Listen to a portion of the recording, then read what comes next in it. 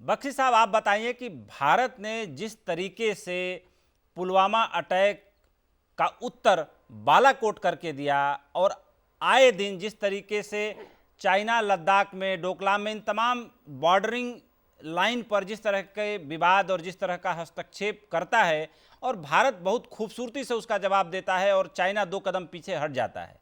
आप क्या मानते हैं कि 6 सालों में प्रधानमंत्री नरेंद्र मोदी के शौर्य का असर उनकी सेना में भी दिखने लगा है, या उसका असर है सेना पहले से ज़्यादा असर्टिव हुई है, एग्रेसिव हुई है, सैन्य ताकत हमारी बढ़ी है, या जो पहले स्थिति थी उसी स्थिति पर हम खड़े हैं?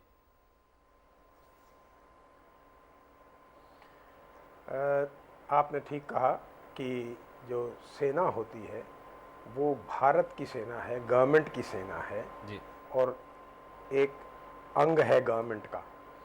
तो जैसे आपको मैं बताऊं उदाहरण जे एंड के में बहुत लंबी वहाँ की लड़ाई चल रही थी 89 से। तो हमारा काम था कि वायलेंस लेवल को कंट्रोल में ले आना ताकि पॉलिटिकल डिसीजंस लिए जा सकें। ये वायलेंस जो है अपनी पराकाष्ठा पे था 2001-2 में, जबकि उन्होंने कैंप्स हमारे पुंछ के इलाके में बना लिए थे कैंप्स।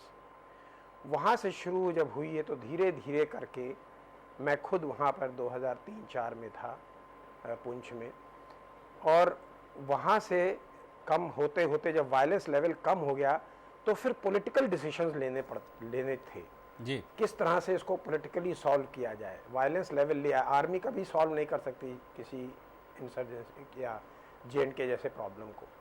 तब ये पॉलिटिकल डिसीजन 370 का लिया गया।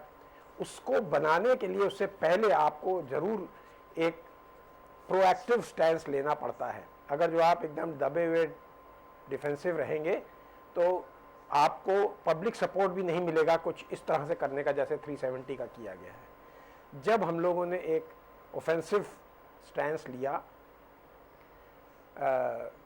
सर्जिकल स्ट्राइक से और बालाकोट स्ट्राइक से, और किस तरह से उनको इकोनॉमिकली बैकवर्ड किया गया, पीछे धकेला गया, किस तरह उनको पॉलिटिकली आइसोलेट किया गया, डिप्लोमेटिकली आइसोलेट किया गया। फिर उसके बाद चाइना आया। Of course Doklam was a totally different issue. वो भी बहुत तरीके से, मैं खुद डोकलाम में रह चुका हूँ, तो वो एकदम वायलेशन था चाइना का, इसलिए हम भी उनके ऊपर हावी आ सकते थे और बन सकते थे और बने। तो इस तरह से अगर जो आपके पास एक कोई पॉजिटिव स्टैंस नहीं होगा, आपके पास एक प्रोएक्टिव स्टैंस नहीं होगा, तो आप हमेशा रिएक्ट करते रहेंगे। तो ये मोदी गवर्नमेंट में ज़रूर एटलीस्ट जहाँ तक डिफेंस फोर्सेस कंसर्न है कि इन्होंने प्रोएक्टिव स्टैंस लिया है, और उससे क्या होता है कि मनोबल सेना का भी बढ़ता है, पूरे देश का बढ़ता है। तो ये मैं जरूर कहूंगा। बख्शी साहब, एक सवाल और आपसे सीधे ले रहा हूं। क्या चीन हमसे ज्यादा मजबूत है? चीन से हम अगर, जब चीन ज्यादा एग्रेसिव होता है तो क्या हम 2 कदम पीछे हट जाते हैं, या हम उसका मुकाबला उसी तरीके से करते हैं जिस लैंग्वेज में बात करता है?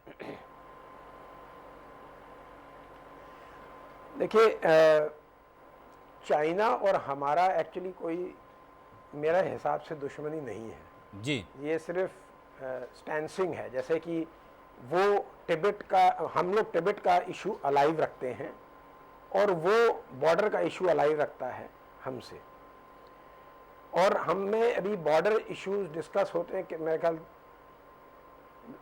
सैकड़ों मीटिंग्स हो चुकी हैं और वो सेटल करते नहीं हैं, क्योंकि उसी तरह से ये मामला इशू अलाइव रखते हैं कोई ना कोई करने से। चाइना का गेम प्लान जो है वो इंडिया के साथ लड़ाई लड़ना नहीं है, लेकिन उसको अपना इकोनॉमिक प्रोग्रेस करना है। जैसे उसने चाइना का कॉरिडोर बनाया, सीपीसी कॉरिडोर। अब सीपीसी कॉरिडोर जो है पाकिस्तान ऑक्यूपाइड कश्मीर के थ्रू है। अब हम जैसे ही रेज करेंगे इशू तो वो कहीं ना कहीं बॉर्डर इश्यूज रेज करेगा इस तरह से। तो मेरे हिसाब से ऐसा कोई बात नहीं कि हम लोग पीछे हट जाते हैं, हटते बिल्कुल नहीं है।